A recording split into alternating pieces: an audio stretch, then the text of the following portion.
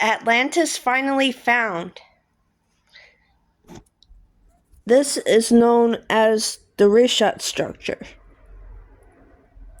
It's in the Western Sahara Desert in Africa, or Mauritania, also known as the Eye of the Sahara.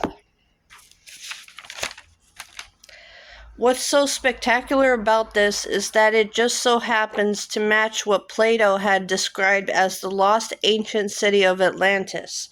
Plato had described Atlantis as made up of concentric circles, 3 of water and 2 of land, which matches the Richat structure, or the Eye of the Sahara.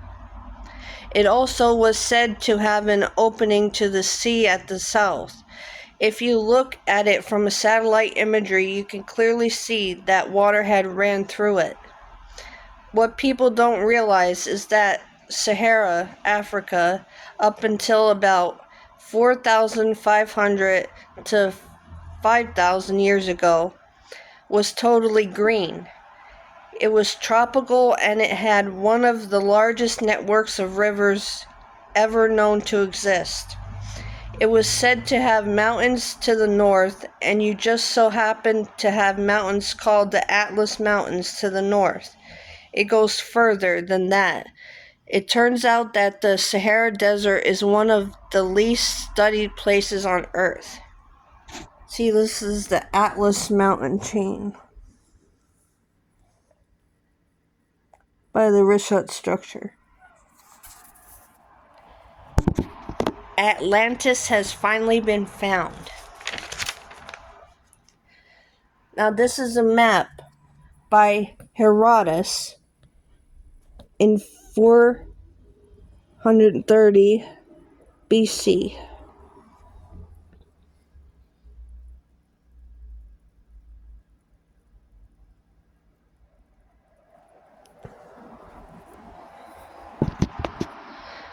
The story of Atlantis originates from the ancient Egyptians. They described an empire named Atlantis, which consisted of 10 kingdoms.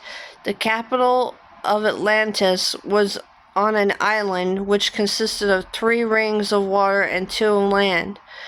Atlantis is said to be surrounded by a large plain which also exists for hundreds of miles on both sides of the Eye of the Sahara. The main city was constructed with red, black, and white rocks, said Plato. There are these colored rocks found in and around the Eye of the Sahara. There were a great number of elephants on the island, Plato says. Elephants live in Mauritania today and have for thousands of years. There was an abundance of metals, copper, and gold, Plato says. It turns out that Mauritania's most common exports today include iron, copper, and gold. The similarities do not end here. Atlantis was said to be created by Poseidon. Poseidon had 10 children, 5 sets of male twins. Each of these 10 children would individually be rulers of the 10 kingdoms that made up the Empire of Atlantis. The firstborn would rule the capital of Atlantis, and his name was Atlas. Does anyone want to guess who the name of the first king of Mauritania was? King Atlas. He ruled over the Maori people, which is why the land is called Mauritania today. The mountains north of the Eye of the Sahara is called the Atlas Mountains. This is not just a coincidence.